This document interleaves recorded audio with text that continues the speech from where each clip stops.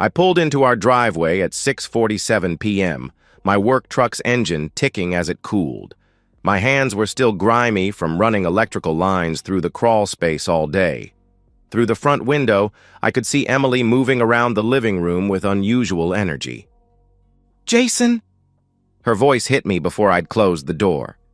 She appeared in the hallway, practically bouncing, holding what looked like a small white stick.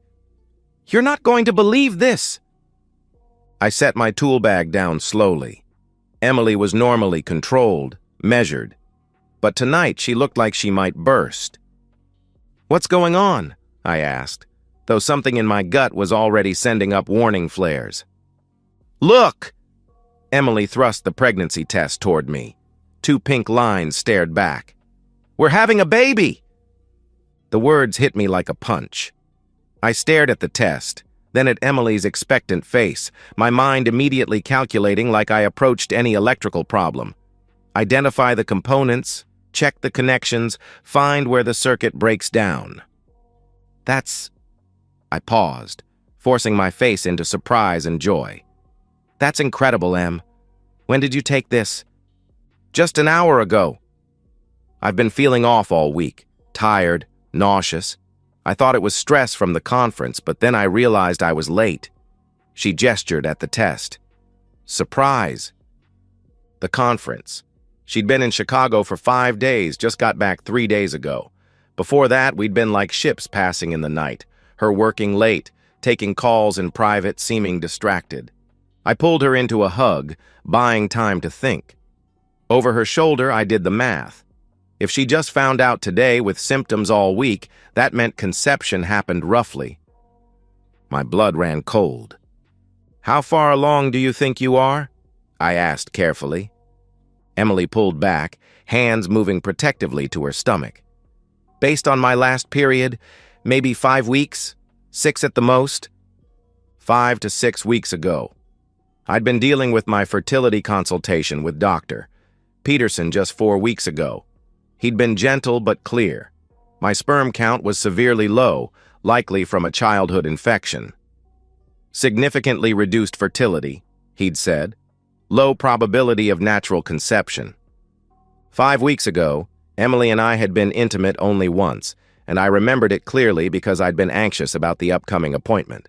After that, she'd seemed increasingly distant. 5 weeks ago, she'd been spending more time at the office, coming home with stories about her brilliant colleague, David Morrison, who was helping her prepare for Chicago. "This is amazing," I heard myself say. "I can't believe it. We're going to be parents." Emily beamed, launching into excited chatter about nursery colors and baby names. I nodded and made appropriate sounds, but my mind was elsewhere, running through recent memories like crime scene footage. The way she'd started putting her phone face down, the new perfume for work, insisting on driving herself to the airport instead of letting me drop her off, the hushed phone calls that ended when I walked into rooms. After dinner, a meal I barely tasted, we settled on the couch. Emily curled up against me, scrolling through pregnancy websites. "Look at this," she said, tilting the screen toward me. "At 5 weeks, the baby is about the size of a sesame seed. There's already a tiny heart forming." I stared at the tiny animated fetus that might or might not be mine and felt something fundamental shift inside me. This woman I'd loved for 9 years was either carrying another man's child and didn't know it, or was lying to my face about it. Neither option was acceptable. "I think I'll call in sick tomorrow," Emily murmured. "Start researching doctors, make appointments. I want everything perfect for our little one." Our little one. The possessive pronoun felt like mockery. She fell asleep against me around 10, breathing peacefully, one hand protectively curved over her stomach. I sat in the dark, listening to familiar house sounds. The refrigerator's hum, the neighbor's dog, distant traffic, normal sounds. The soundtrack of a normal life apparently built on lies. I thought about demanding the truth right then, but I'd learned enough about electrical work to know that when you suspect a dangerous short circuit, you don't just start pulling wires. You investigate methodically, You gather evidence. You understand the full scope before tearing anything apart. Because once you cut the wrong wire, there's no going back. I called in sick the next morning, something I'd done maybe 3 times in 5 years. Emily was still asleep when I left at 7 a.m., driving aimlessly while my mind worked through the problem like troubleshooting a complex electrical system. First step, gather data. I stopped at a coffee shop and opened my laptop. Our cell phone account was in my name, which meant I could access detailed usage records. I pulled up the last 3 months of Emily's call and text logs, downloading everything into a spreadsheet with the same precision I used for billing clients. The pattern emerged immediately. Starting 2 months ago, there had been a significant increase in calls to one particular number, not in our shared contacts. The calls were frequent and long, often during lunch breaks or after work. But what caught my attention were calls during her Chicago trip. Multiple conversations, some lasting over an hour, well into the night. I cross-referenced the number with a reverse lookup service. David Morrison, age 43, senior marketing director at Pinnacle Consulting, Emily's company, married, 2 children. My hands were steady as I took screenshots, but something cold was spreading through my chest. This wasn't speculation anymore. This was evidence. I drove home to find Emily humming in the kitchen, making tea instead of her usual coffee. She looked up with a radiant smile. "How are you feeling?" I asked, meaning it on multiple levels. "Better today. I think yesterday's nausea was nerves about telling you." She wrapped her arms around my waist. "I'm so happy, Jason. This feels right. Like it was meant to happen." Meant to happen. I wondered if David Morrison's wife would agree. "I made an appointment with Dr. Martinez," Emily continued, "and I went shopping after work yesterday for this." She held up a pregnancy guide, bristling with sticky notes. "Did you know that by 8 weeks, the baby will have tiny webbed fingers?" I listened to her chatter while cataloging the correction in my memory. She'd said she made the appointment and bought the book after work yesterday, which aligned with her getting home after me with the test already taken. After Emily left for work, I began the real investigation. Emily's laptop was password protected, but she'd never been security conscious. I tried her birthday, our anniversary, her mother's maiden name. On the 4th attempt, her sorority letters plus graduation year, I was in. Her email history told a story I wished I'd never learned to read. Messages between Emily and David Morrison went back 3 months, starting with professional collaboration and evolving into something else. I watched their relationship develop through electronic breadcrumbs, inside jokes, complaints about spouses, increasingly personal observations. The turning point had been 5 weeks ago before the Chicago conference. David had written, "I keep thinking about what you said about feeling invisible in your marriage. You deserve someone who sees you." Emily's response, "I can't stop thinking about you either. Chicago feels like a sign, doesn't it?" I screenshotted everything, creating a digital file that read like a roadmap to adultery. Hotel confirmations, restaurant reservations for 2. A damning email from David sent the morning she flew home. "Last night was everything I hoped. I can't wait to see you again." Emily's reply, "I know, but we have to be careful. Jason can't know. Not yet." Not yet. As if my ignorance was temporary, a problem to be managed. The final piece was most damning. An email thread from 2 days ago, after Emily confirmed her pregnancy. David's message, "Are you sure about the timing?" Emily's response, "It has to be yours." The timeline works. Jason and I haven't been together much lately, and that night in Chicago was right in the window. "This baby is ours, David." I sat back, staring until the words blurred. There it was.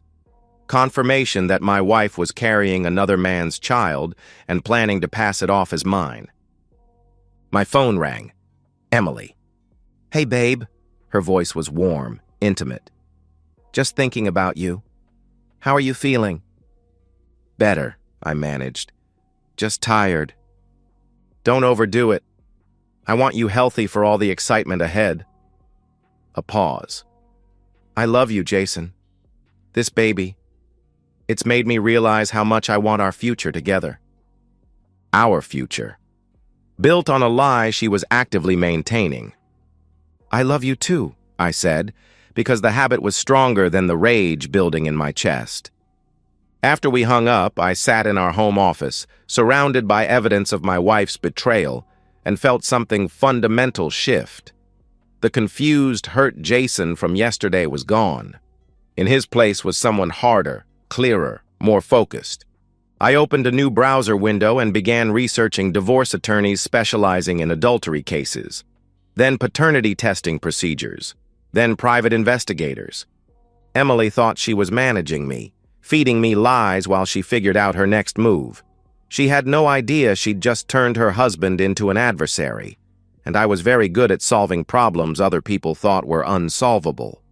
By the time Emily came home that evening, chattering about baby clothes and nursery themes, I had a plan. She thought she was controlling this situation, carefully managing information to her advantage. She was about to learn how wrong she could be. I told Emily I needed space on a Thursday morning, 2 weeks after her announcement. We were sitting at the kitchen table, her pregnancy book open between us, when I delivered the news with the same calm precision I used to explain electrical problems to homeowners. I need time to process all this, I said, gesturing at the book. The baby? The changes coming? I think I should stay with Mike for a few days. Emily's fork paused halfway to her mouth. Process what?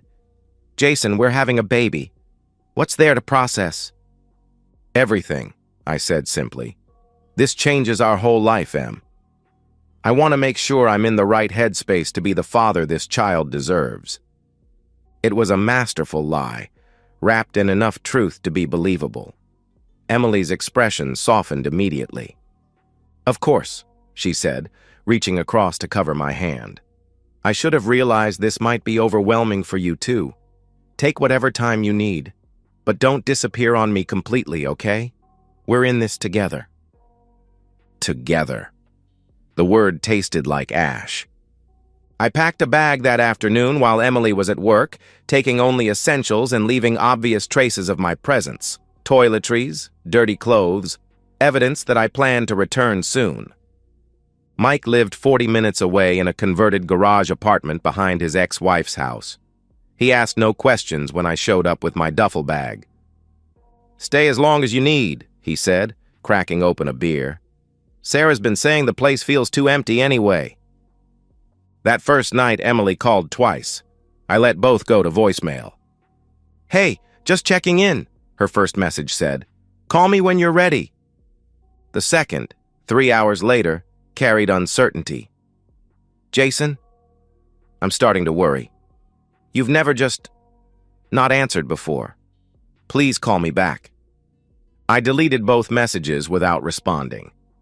By Friday afternoon, Emily's texts had shifted from understanding to confused. I get that you need time, but this feels different. Can you at least tell me you're safe? I turned off my phone for the weekend. Over the weekend, I used Mike's computer to execute my plan. First, I contacted Patterson and Associates, a law firm specializing in family law with a particularly aggressive reputation. Margaret Patterson agreed to see me Monday morning. Next, I reached out to a private investigation firm advertising expertise in paternity and infidelity cases. The consultation fee was steep, but I had savings Emily didn't know about. Money from side jobs I'd been setting aside for home improvements. Instead, it was going toward destroying my marriage. Sunday evening, Mike found me on his couch, legal pad covered with notes and timelines. You want to talk about what's really going on? He asked. Because this doesn't look like a guy processing fatherhood. I told him everything.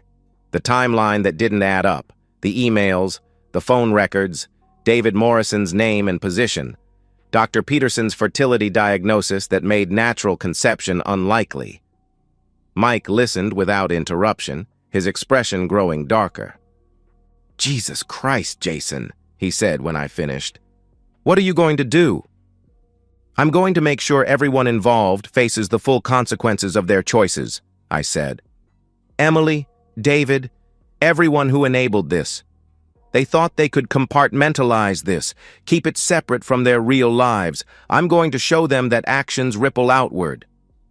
Monday morning, I met with Margaret Patterson in her downtown office. She was a small, sharp-eyed woman in her 50s who listened to my story with focus. The timeline evidence is compelling, she said after reviewing my documentation. Combined with Dr. Peterson's medical records and digital evidence, we have a strong case. But I have to ask, are you certain you want this level of thoroughness? What you're describing isn't just divorce proceedings, it's total warfare. They started the war, I said. I'm just finishing it. She smiled, and I understood why her firm had such a fearsome reputation. That afternoon, I met with Dr. Elizabeth, the paternity consultant. Her office was clinical, designed to deliver uncomfortable truths with scientific precision.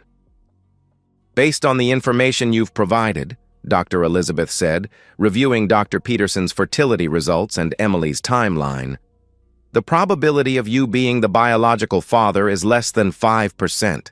While we can't provide definitive confirmation without DNA testing, the evidence strongly suggests alternative paternity. Less than 5%.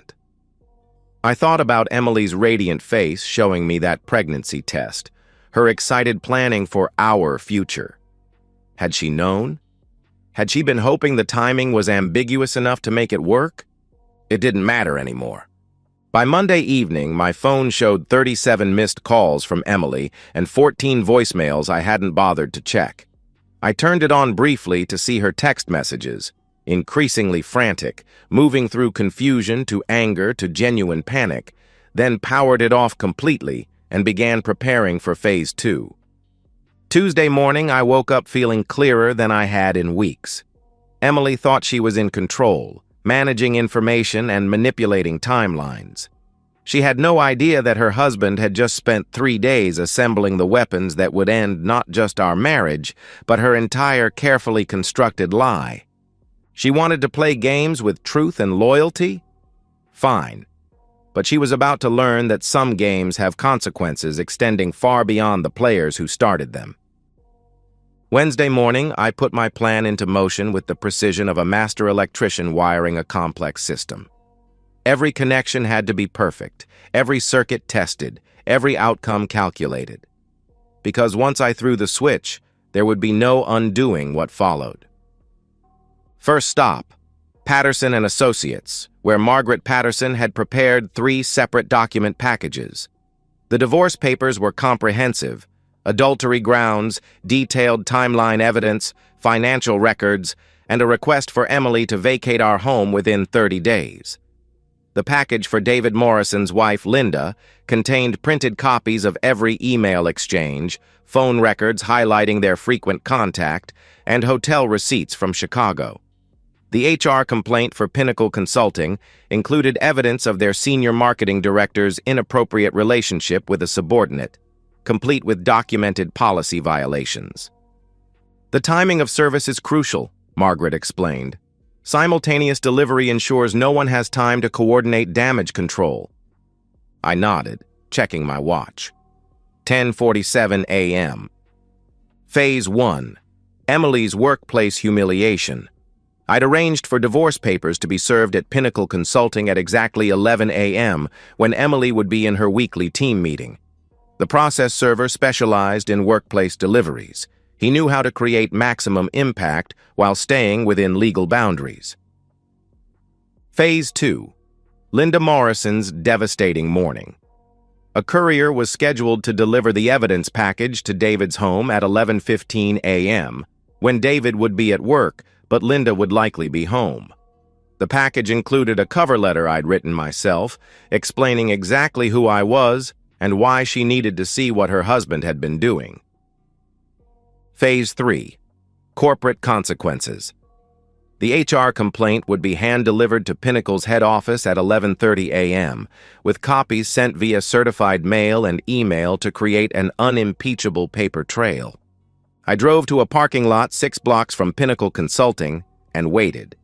At 11 a.m. exactly, my phone buzzed with a text from the process server.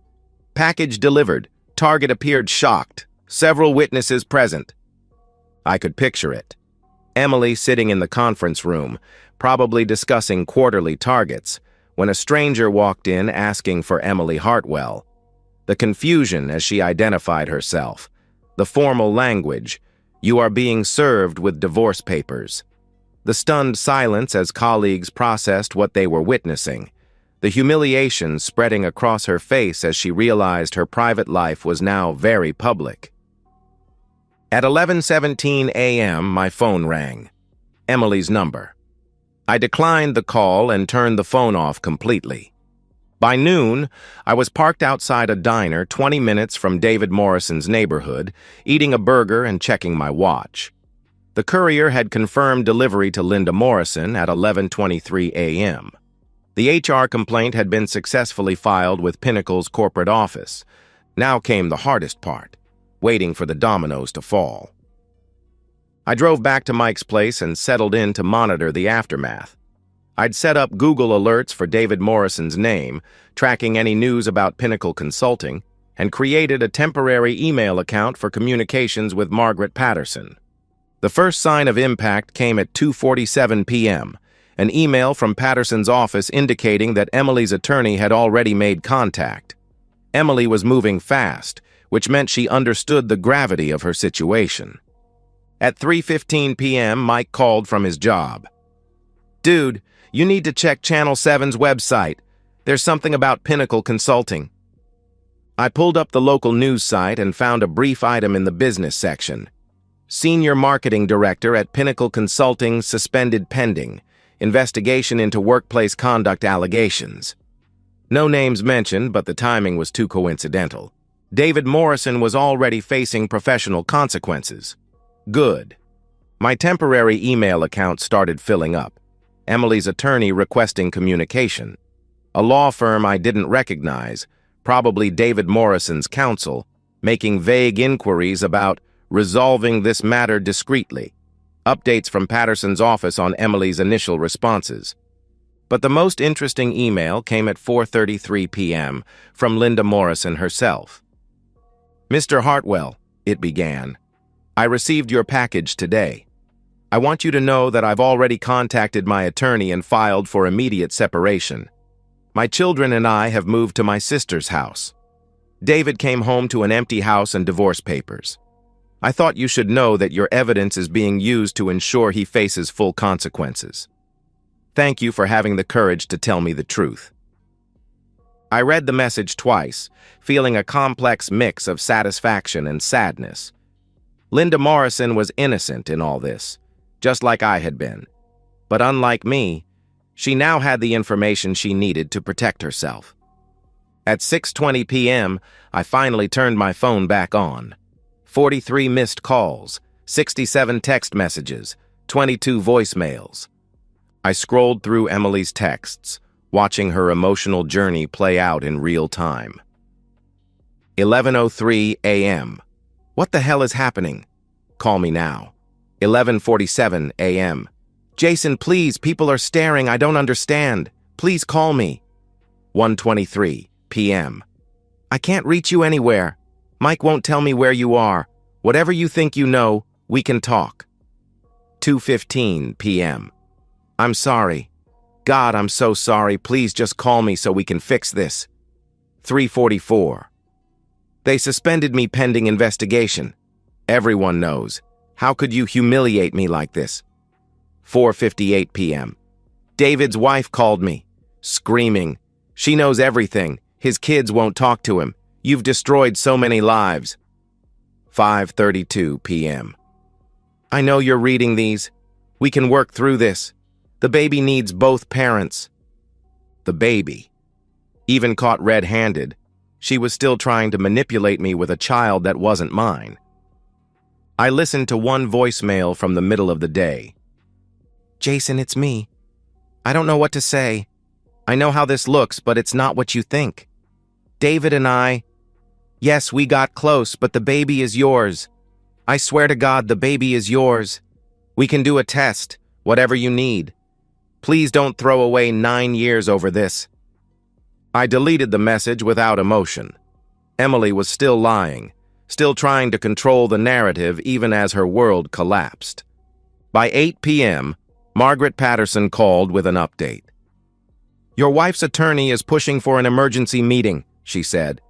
They want to discuss settlement terms immediately, which suggests they know their position is untenable. David Morrison has already been terminated from Pinnacle. Apparently, the company has zero tolerance for executives engaging in relationships with subordinates. His wife filed for divorce this afternoon. And Emily? Still suspended, but termination seems inevitable once the investigation concludes. I hung up and sat in Mike's quiet apartment, processing the completeness of my victory. In less than 8 hours, I dismantled not just Emily's marriage, but her career, her social standing, and her carefully constructed life. David Morrison had lost his job, his family, and his reputation. Linda Morrison and their children were free from his lies. Justice had been served. My phone rang again. Emily's number. For the first time in days, I answered. Jason? Her voice was barely a whisper, raw from crying. Oh God, thank you for answering. Please, we need to talk. There's nothing to explain, I said calmly. I read your emails, Emily. All of them. I know about Chicago, about David, about your plans to pass his child off as mine. Silence. Then, the baby is yours. Jason, please, you have to believe me. Emily, I interrupted, still calm, still controlled. I have Dr. Peterson's medical records showing my sperm count is too low for natural conception. I have phone records showing you were in constant contact with David for months. I have hotel receipts from Chicago. I have emails where you explicitly told David the baby was his. Stop lying to me. A sob broke through the phone, ragged and desperate. I'm sorry. God, I'm so sorry. It started as just... We were working together and you and I were having problems, and I felt so alone. We weren't having problems, I said. You created problems because you wanted to justify what you were already planning to do. I never meant for this to happen. I love you, Jason. I made a terrible mistake, but we can fix this. One mistake? I almost laughed. Emily, you had an affair, got pregnant with another man's child, came home and lied to my face about it, and planned to let me raise that child believing it was mine. That's not one mistake. That's a pattern of deliberate deception. But the baby is not my responsibility, I finished. Goodbye, Emily. I hung up and powered off the phone again. Outside Mike's window, the sun was setting. Somewhere across town, Emily was probably sitting in our house, my house now, surrounded by baby books and pregnancy guides, finally understanding that her careful manipulation had failed completely. And somewhere, Linda Morrison was tucking her children into bed in their aunt's guest room, beginning the hard work of rebuilding their lives on truth instead of lies. I felt no guilt, no regret, no second thoughts. Emily and David had gambled that they could compartmentalize their betrayal. They'd lost that bet spectacularly. The next morning, I woke up to find that my strategic strike had created a domino effect more comprehensive than I'd even planned. Margaret Patterson called at 8 a.m. with updates confirming the scope of devastation. Emily's been terminated, she said without preamble. Pinnacle completed their investigation overnight. They can't afford to keep her after the Morrison scandal. They're cutting all ties with anyone connected to the situation. I poured myself coffee and settled into Mike's kitchen chair, feeling oddly calm. What about David? Professional suicide. Not only terminated, but Linda Morrison's attorney is going after him for half of everything. House, retirement accounts, stock options, plus child support for 2 teenagers who refuse to speak to him. Through Mike's kitchen window, I could see normal suburban life proceeding. Kids waiting for school buses, neighbors walking dogs, people heading to work. Their lives continued in orderly patterns, while mine underwent fundamental reconstruction. "Emily's attorney wants to meet today," Margaret continued. "They're desperate to contain this, which means they're willing to negotiate from weakness." "What kind of negotiations?" "They want to know what it would take for you to agree to paternity testing after the baby's born instead of pushing for immediate DNA confirmation. They're hoping to buy time." I almost laughed. Even facing complete ruin, Emily was still trying to control the timeline, still hoping she could find some angle that would work in her favor. "Tell them I'm not interested in negotiations. The evidence speaks for itself." After hanging up, I drove to a coffee shop and opened my laptop. Emily's social media had gone dark, all accounts either deactivated or locked down, but David Morrison's professional LinkedIn page was still active, and the comments section had become a battlefield of professional gossip. The local news had picked up the story. "Local marketing firm rocked by executive misconduct scandal," read the business section headline. The article was vague on details but mentioned inappropriate relationships and ethics violations that had resulted in significant personnel changes. But the real entertainment was in local Facebook groups, where Pinnacle employees were clearly sharing gossip despite company policies. Emily's name appeared in several posts, along with David's, as people who knew someone who worked there shared increasingly detailed accounts of the workplace drama. I closed the laptop and drove home for the first time in a week. The house felt different, smaller somehow, less like a sanctuary and more like a crime scene. Emily's pregnancy books were scattered across the coffee table, sticky notes marking chapters about preparing your partner for fatherhood. Her prenatal vitamins sat on the kitchen counter next to an appointment card for Dr. Martinez. I gathered everything baby-related and put it in a box, which I left by the front door.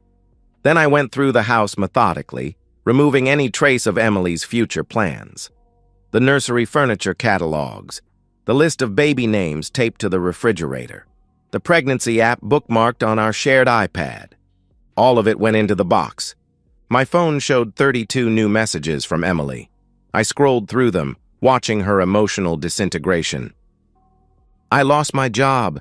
They said I violated company policy. 23 people saw you serve me divorce papers. David won't return my calls. His wife changed the locks and filed a restraining order. I'm pregnant and alone and I have no income. How am I supposed to take care of this baby? My parents are asking questions I can't answer. My sister won't talk to me. Everyone in town knows. I know you think this baby isn't yours, but Jason, please. Even if you're right, this child didn't choose any of this." The last message had arrived an hour ago. "I'm staying at the Motel 6 on Route 9. I can't afford anything else. Please, if you ever loved me, just talk to me." I deleted all the messages without responding and called Margaret Patterson. "I want to accelerate the timeline," I told her. "How quickly can we finalize this divorce?" With her attorney pushing for settlement and the evidence we have, we could have preliminary agreements within 2 weeks, though final divorce proceedings will take several months. But Jason, are you certain you want to proceed this aggressively? She's pregnant, unemployed, and essentially homeless. She made her choices, I said. I'm not responsible for the consequences. That afternoon, Mike came home to find me replacing the locks on my front door. "Seems a little excessive," he said, watching me work. "She's not exactly in a position to cause more trouble." "It's not about trouble," I said, testing the new deadbolt. "It's about making sure she understands that this house, this life, is no longer hers." That evening, I received a call from Linda Morrison. "Jason, I hope you don't mind me calling. I wanted to thank you again for having the courage to expose this. My attorney says the evidence you provided will ensure David can't hide assets. I'm glad it's helping. There's something else," she continued. David tried to contact me through my sister yesterday. He wants to reconcile, says Emily seduced him and that he's the real victim. I thought you should know he's trying to rewrite history. I almost smiled. Of course, David was attempting damage control, trying to paint himself as the innocent party led astray by a manipulative subordinate. How did you respond? I told my sister to inform him that if he contacts me again, I'll add harassment to the divorce filing. Some bridges once burned can't be rebuilt. After we hung up, I sat in my newly secured house, appreciating the symbolism. Linda Morrison had discovered the truth and immediately taken action to protect herself and her children. Meanwhile, Emily was sitting in a motel room, probably still believing she could find some combination of words that would undo the consequences of her choices. My phone buzzed with another text from Emily. I saw Linda Morrison at the grocery store today. She saw me and walked away. Her daughter was with her.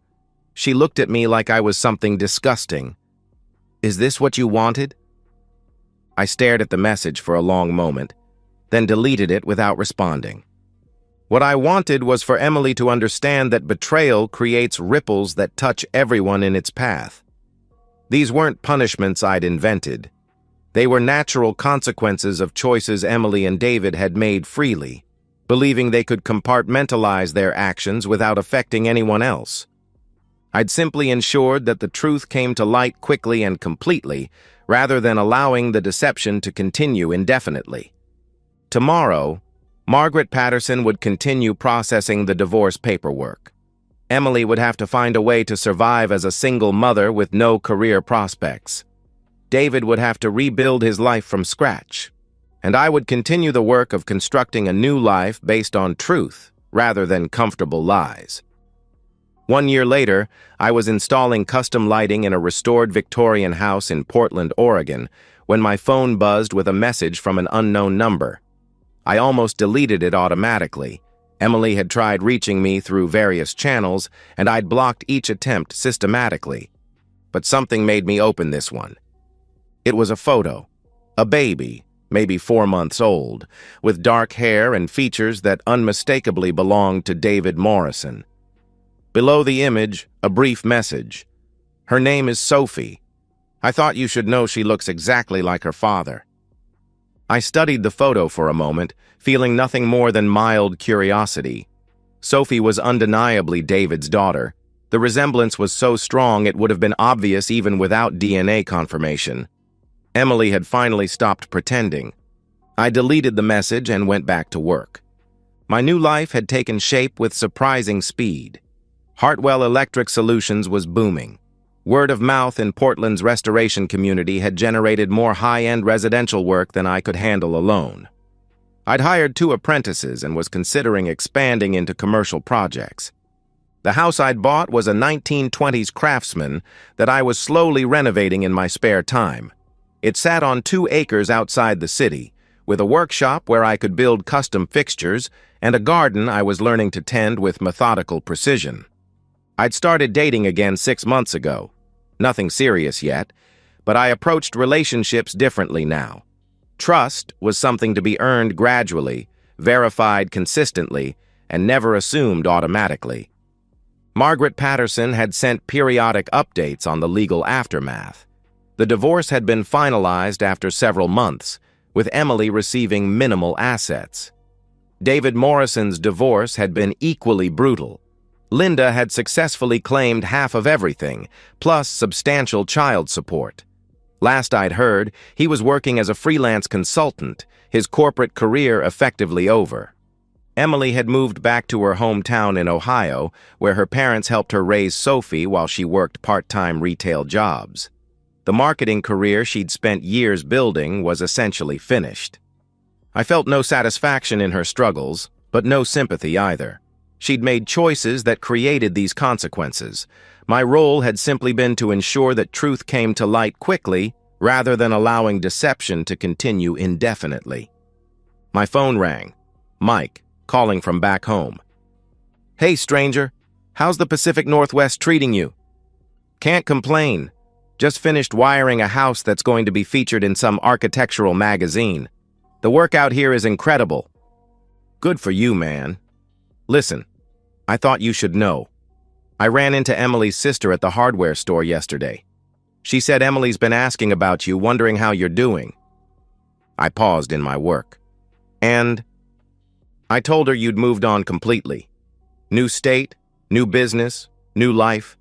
That you seemed happier than I'd seen you in years. A pause. That was the right thing to say, wasn't it? Yeah, I said, and realized I meant it. That was exactly right. After we hung up, I finished installing the chandelier I'd been working on, a custom piece I'd designed specifically for this dining room. As I tested the connections and watched light cast warm patterns across restored hardwood floors, I reflected on how much my life had changed. A year ago, I'd been living in a house built on lies, married to a woman who'd been systematically deceiving me while planning to raise another man's child as mine. Now I lived alone in a house I was rebuilding with my own hands, surrounded by work that challenged and satisfied me, accountable to no one but myself. The betrayal that had once felt like the end of everything had actually been the beginning of a life that was authentically mine. Emily's deception had forced me to discover strengths I'd never known I possessed, the ability to investigate thoroughly, plan strategically, and act decisively when necessary. I'd learned that I didn't need to tolerate lies or manipulation, that I had more power than I'd realized, and that sometimes the best response to betrayal was simply to walk away and build something better. My phone buzzed again. Another unknown number. This time I didn't even look at the message before deleting it. Emily belonged to my past now, along with the man I'd been when I trusted her. Both versions of reality had served their purpose and then ended, making room for whatever came next.